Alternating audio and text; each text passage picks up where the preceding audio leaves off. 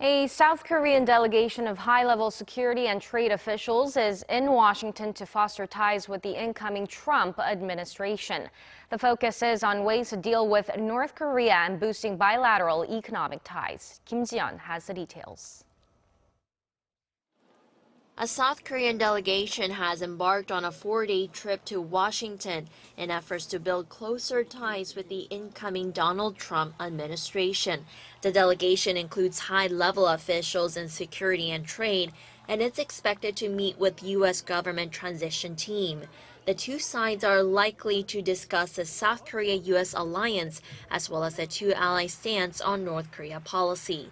Cho Tae-yong, the deputy chief of the National Security Office under the presidential office of Cheong Wa Dae, who is leading the delegation, says he plans to emphasize that the bilateral cooperation between the two countries on the economic and trade fronts is a win-win for both. He is also expected to stress the importance of cooperation between Seoul and Washington to keep up the pressure on the North Korean regime and stifle its nuclear ambitions.